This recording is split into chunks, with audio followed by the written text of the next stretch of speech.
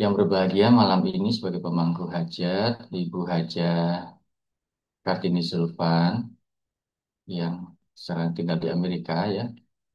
Semoga dengan wasilah manakib online internasional ini Allah memberkahi semuanya, segalanya selamanya untuk beliau dan keluarga besar, menyempurnakan kesehatan jasmani dan rohani beliau bersama keluarga, meringankan segala urusan, mengangkat segala kesulitan, menambah-nambah keberkahan, kelapangan rezeki, ilmu, berkah, dan keistiqomahan bersama kita semua. Alhamdulillah, Ibu Kartini ini salah seorang di antara banyak eh, murid Abah yang konsisten istiqomah ya, meskipun beliau berada secara geografi jauh dari Indonesia, yaitu di Amerika. Dan sekarang ini lagi banyak gonjang-ganjing di negeri Amerika. Juga para petugas manaki online yang bekerja dengan baik, dan Bapak Ibu, ikhwan akhwat semua yang dihadirkan Allah malam ini. Alhamdulillah ada 82 titik di seluruh penjuru dunia hadir bersama kita. Izinkan malam ini eh, saya sedikit memberikan pemaknaan atau pembahasan yang berkaitan dengan eh, apa yang baru saja kita rayakan, dan yaitu Hari Raya Idul Adha atau Idul Kurban, yang merupakan satu ajaran atau satu hikmah yang luar biasa dan bertahan selama ribuan tahun ya. Berarti kalau dari masa Nabi Ibrahim sampai ke masa sekarang, di masa Rasulullah SAW, di mana kita ini ada di masa akhir zaman, yaitu tentang kurban itu sendiri. Dan saya kira ini akan banyak yang diulang-ulang. Namun karena makna kurban ini ada hal-hal yang sesungguhnya sangat sederhana dan kita lakukan setiap hari, tapi juga ada hal-hal yang sangat penting dan mendalam. Saya kira sangat eh, perlu, sangat penting kalau kita kaji begitu dalam aspek yang berbeda. Hari Jumat yang lalu kita mendengarkan Kakanda Ki Haji Samsul Maafi memberikan konteks ketakwaan yang luar biasa ya dari tokoh utama ajaran Il-Qurbani, yaitu Nabiullah Ibrahim alaihissalam, yang disebut sebagai ayah dari para kaum beriman. Beliau ini luar biasa, memberikan contoh, memberikan patokan dan standar tentang ketaatan yang luar biasa, tentang keimanan, kecintaan yang luar biasa kepada Allah, sehingga Allah sendiri menobatkan beliau sebagai kekasih Allah. Nah, kalau kita maknanya sebenarnya kita perhatikan, makna kurban ini memiliki aspek yang sederhana sebenarnya, yaitu mengikhlaskan atau merelakan apa-apa yang kita miliki, apa yang kita punyai, mungkin di yang kita punyai itu sesuatu yang berharga bagi kita, sesuatu yang penting, sesuatu yang kita suka, ya kita relakan demi kita untuk mencapai tujuan yang lebih tinggi atau lebih besar atau lebih utama gitu ya. Dan saya kira kalau maknanya kurban seperti itu, hampir setiap hari sesungguhnya kita melakukan kurban ya, tidak dalam bentuk apa harta atau daging, tapi mungkin dalam banyak hal. Misalkan sederhana saja, kalau kita bekerja begitu, artinya kita merelakan, mengikhlaskan waktu yang kita punya, tenaga yang kita punya, ilmu yang kita punya, atau bahkan apa kesenangan yang kita punya untuk melakukan pekerjaan demi mencapai tujuan yang lebih tinggi, ya misalkan untuk menghasilkan income untuk kelangsungan kehidupan kita dan keluarga gitu ya. Dan ada banyak pekerjaan-pekerjaan yang menuntut tenaga yang besar gitu ya, atau waktu yang banyak, atau harus melakukan perjalanan yang jauh, misalkan eh, ini misalkan kita punya contoh Profesor Riyadno ya, yang hampir setiap minggu pulang pergi dari Jakarta ke Sumatera, Jakarta Sumatera, dan atau beberapa kiai dan ikhwan juga melakukan seperti itu. Nah, itu adalah sesungguhnya adalah bentuk pengorbanan yang kita lakukan ya, dengan tenaga kita, waktu kita, harta kita, bahkan hal-hal yang sekedar sifatnya mungkin sangat ringan ya, waktu luang gitu ya, kesenangan, agar kita mencapai tujuan yang lebih tinggi dan pada akhirnya itu memenuhi kepentingan kita juga ya untuk melangsungkan kehidupan kita, memenuhi kebutuhan sehari-hari, menyekolahkan anak misalkan. Begitu juga misalkan kalau eh, bagi ikhwan akhwat yang sedang sekolah ya ini, Pak Komandan Kiai Lalu sekarang misalkan sedang menempuh S3, itu tidak ringan ya, artinya ada pengorbanan waktu yang harus beliau lakukan, ada pengorbanan energi ekstra gitu. Biasanya nggak baca buku, harus baca buku. Biasanya pekerjaan, rute perjalanan dari rumah ke kantor gitu harus ditambah lagi ke kampus. Misalkan apalagi harus cari data. Nah, itu semuanya adalah satu bentuk pengorbanan, baik tenaga, waktu, pikiran, dan saja dana ya digunakan untuk mencapai derajat atau apa namanya, eh, sesuatu yang lebih penting ya, yaitu ilmu, jaringan, pengalaman, pengembangan diri, atau gelar misalkan juga. Kita juga waktu dulu belajar sekolah juga seperti itu. Ya harus mengalokasikan waktu, tenaga, setiap pagi berangkat ke sekolah dalam waktu yang cukup lama, misalkan jam 7 pagi bersiap sampai masuk sekolah ke di kampus, untuk pulang sore dalam waktu yang lama ya, 1 tahun, 2 tahun, bahkan 4 tahun. Misalkan saya dulu belajar di Australia, misalkan juga sama ya S2, S3 itu hampir, kalau di jumlah hampir 7 tahun misalkan di sana ya. Jadi dan eh, tidak mudah untuk menempuhkannya. Ya, seperti semua bentuk pengorbanan juga tidak ada pekerjaan yang mudah, tidak ada proses belajar atau sekolah yang mudah juga. Saat ini juga misalkan pengelola Usama ya Kiai Dadang dan tim beliau, dan Kiai Daniel misalkan juga melakukan banyak pengorbanan untuk pekerjaan, untuk membesarkan proyek Usama ini atas perintah Pak Kasal Baos. Ada banyak yang mereka korbankan, baik tenaga, waktu gitu ya, bahkan emosi mungkin ya.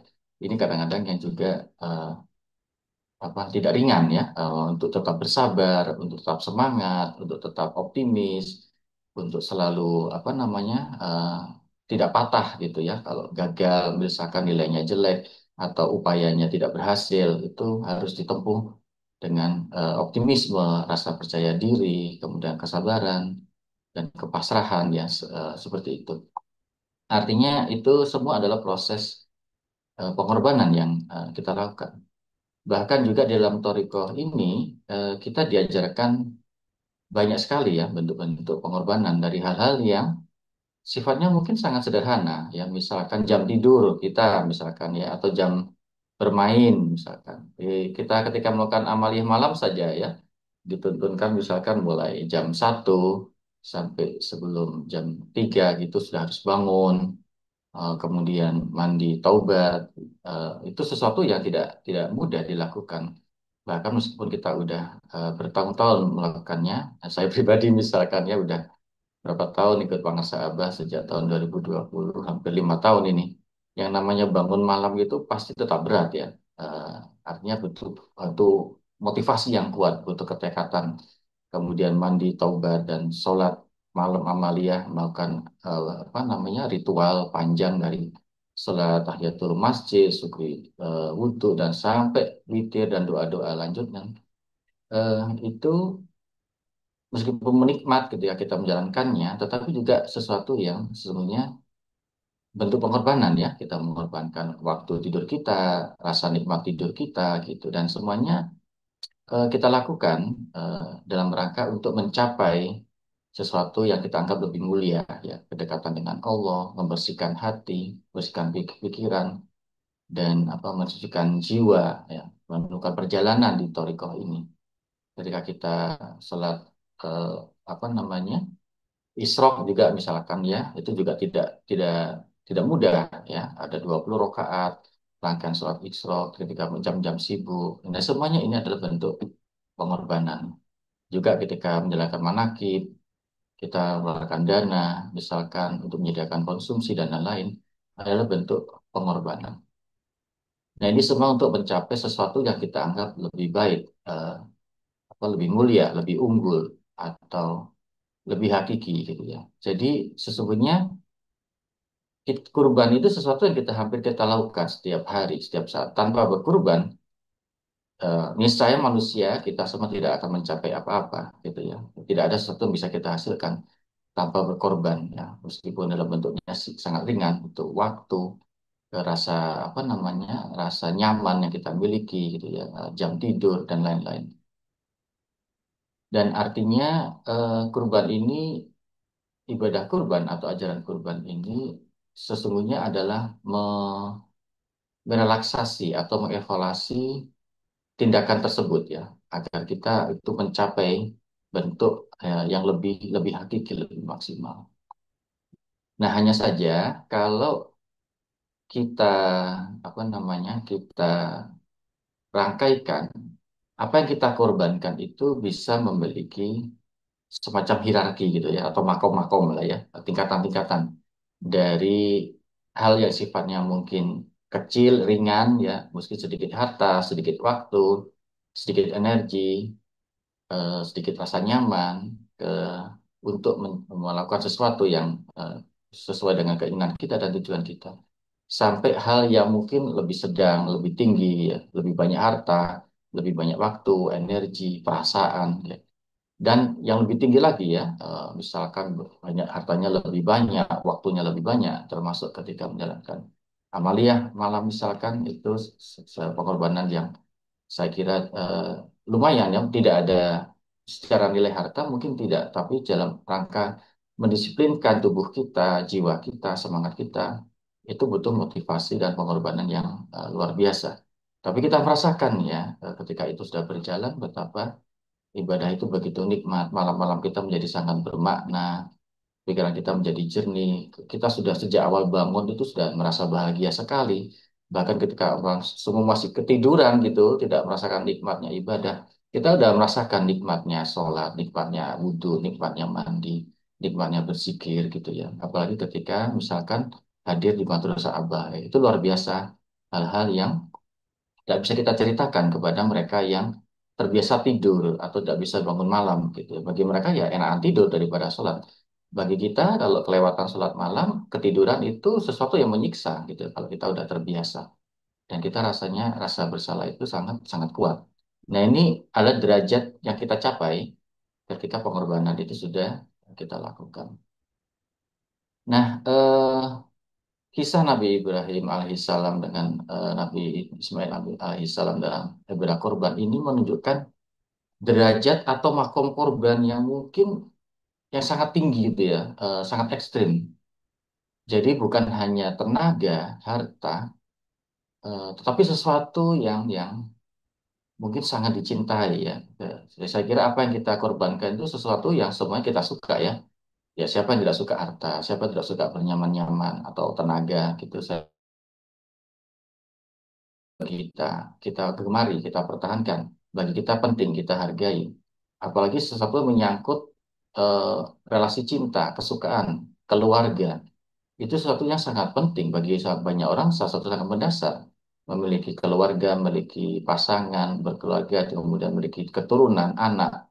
Dalam kisah berjarah kehidupan Nabi Ibrahim, itulah yang terjadi. Ya, beliau menghendaki menginginkan seorang keturunan dan menghendaki agar keturunan-keturunan itu dijadikan orang-orang soleh ya. Dan artinya ada ikatan emosional yang sangat kuat ya, antara orang tua, antara ayah dengan anak. Dan dalam kisah ini itu juga dikorbankan gitu ya. Artinya sesuatu yang paling paling paling berharga yang dimiliki oleh Nabi Ibrahim di dunia ini katakan ya, itu juga dikorbankan dengan satu tujuan yang lebih hakiki, yaitu kecintaan dan ketaatan pada Allah. Nah, ini sesungguhnya memberikan pelajaran bagi kita bahwa apa yang kita miliki di dunia ini, harta kita, kebaikan kita ya, mungkin ilmu kita, bahkan tubuh kita, bahkan orang-orang kita sayangi, kita sayang-sayang, kita eman-eman, kita sukai, kita gemari, kita pertahankan gitu ya, kita bangga-banggakan, itu sesungguhnya semuanya tidak lain tidak bukan hanyalah sarana atau wasilah kita kepada Allah saja. Jadi relasi yang paling mutlak, yang paling absolut di dalam kisah ini tidak lain tidak bukan adalah si pribadi, si diri ini, kita semua ini dengan Allah saja. Itu yang paling paling hakiki. Dan tidak ada lain yang tidak bisa dikorban kecuali relasi itu. Artinya relasi itu, ketaatan, kedekatan kita dengan Allah itu yang tidak bisa dinegosiasi, tidak bisa ditawar, dan itu yang paling tinggi. Nah, bentuk-bentuk relasi semuanya, kemuliaan kita semuanya itu ada di bawah itu. Dan ibadah kurban ini atau kisah Nabi Ibrahim alaihissalam ini menunjukkan bahwa itu semua hanyalah wasilah dan mestinya kita jadikan sarana wasilah untuk mendekatkan kita pada Allah, ya, bukan justru menjadi hijab atau penghalang atau pembias atau pembelok, ya, atau penunda pengabur relasi kita, tujuan kita yang lebih hakiki. Nah, seperti surat disebutkan dalam Al-Quran di surat Al-Hajj ayat 37, Allah mengatakan, daging-daging unta dan darahnya itu sekali-kali tidak mencapai keridaan Allah. Tetapi ketakwaanlah dari kamulah yang dapat mencapainya. Artinya, kurban itu hanya wasilah, hanya sarana, hanya berupa simbol pendisiplinan ritual yang sesungguhnya yang kita antarkan adalah kita tegakkan, kita apa namanya, ya kita pastikan yang kita bangun di sini adalah bentuk ketakwaan itu. Dan di dalam surat Al-Hujurat ayat 13 bahwa Allah menilai manusia siapa saja dan di antara kamu yang paling mulia di hadapan Allah adalah kamu yang paling bertakwa, ya. Artinya ketakwaan ini adalah satu satu standar di mana Allah menilai kita. Dan inilah yang ingin dicapai ketakwaan itu. Eh, jadi saya kira ini mengajarkan bahwa semua yang kita miliki di dunia ini, apa yang kita capai, apa yang kita punya ini sesungguhnya adalah sarana saja, wasilah. Tidak, mereka tidak hakiki, mereka tidak kekal, mereka tidak apa, tidak sejati, ya. Termasuk hubungan kita dengan anak, hubungan kita dengan keluarga itu juga artifisial, itu juga sementara, tidak hakiki. Satu-satunya yang paling hakiki tidak bisa kita tawar-tawar dan yang sangat absolut adalah hubungan kita dengan Allah, derajat ketakwaan itu. Sehingga ketakwaan itu ketika dia meminta satu apa namanya bentuk pengorbanan yang paling tinggi, ya, paling berat, yang paling kita eman-eman, paling kita sukai dalam kisah Nabi Ibrahim alaihissalam adalah putra sendiri beliau, putra yang beliau sayang-sayang, ya, beliau tunggu-tunggu, beliau istilah orang Jawa itu dieman-eman gitu, ya, digadang-gadang. Itu pun harus harus diikhlaskan gitu, ya. Jadi Kanda Kiai Samsul minggu hari kemarin juga mengatakan bahwa yang dikorbankan, yang disembelih, ya, jadi tindakan menyembelih itu adalah tindakan simbolik, ya, menyembelih ikatan-ikatan emosional kita kepada relasi-relasi yang sifatnya duniawi, termasuk relasi dengan anak sendiri, dengan keluarga sendiri. Itu adalah relasi dunia. Dan penyembelihan itu adalah satu, mungkin kalau dalam budaya kita mungkin tampak radikal gitu, ya. Tapi ketika yang radikal itu kita dilakukan dan oleh Nabi Ibrahim alaihissalam, dia justru mencapai derajat yang paling tinggi ketakwaan itu, ya, sebagai kekasih Allah. Jadi artinya semakin besar, semakin tinggi sesuatu yang kita korbankan, maka capaian kita, derajat yang kita inginkan, itu sebenarnya juga makin tinggi. Jadi kalau kita ingin mencapai satu tujuan yang lebih mulia, lebih hakiki, maka ya bentuk pengorbanan kita sesungguhnya juga harus semakin tinggi juga. Jadi ya, saya kira ini ya poin ajarannya, bahwa tidak ada sesuatu pun yang lebih hakiki, lebih tinggi daripada ketakwaan itu. Bahkan termasuk kecintaan seorang ayah kepada anak itu juga duniawi. Itu juga harus dikorbankan, ya, harus disembelih kecintaan itu. Jadi ini mungkin secara eh, emosional adalah titik yang cukup ekstrim. Tapi ajarnya di situ, ya, karena kita diajarkan dalam Toriko itu ke zikir yang kita nyatakan la ilaha illallah. Nah, ini adalah menyatakan relasi yang keabsolutan, itu hanya pada Allah saja. Yang lainnya sifatnya nisbi, relatif. Lainnya itulah termasuk kecintaan pada anak. Itulah ya, tidak ada. Itu nisbi. Itu harus kita ikhlaskan. Kita jadikan wasilah.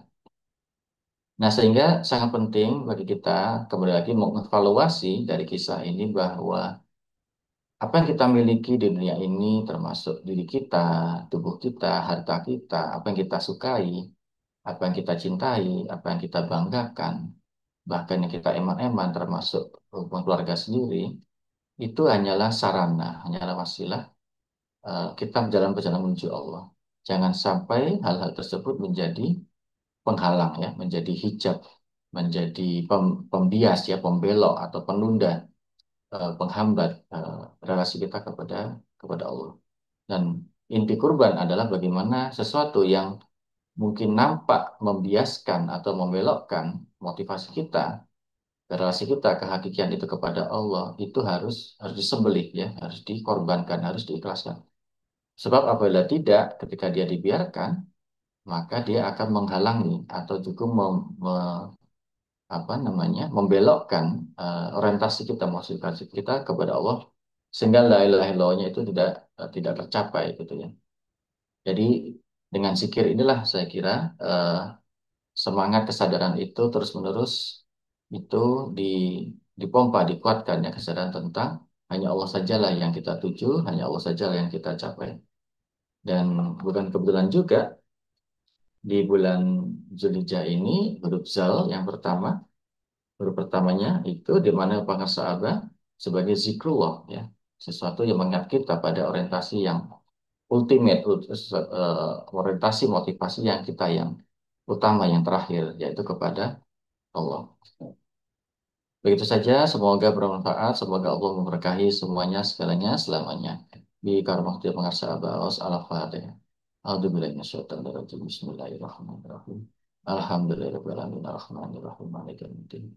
Iyyaka na'budu wa iyyaka nasta'in. Shiratal mustaqim, shiratal ladzina an'amta 'alaihim ghairil maghdubi 'alaihim. Kurang lebihnya mohon maaf. Assalamualaikum warahmatullahi wabarakatuh.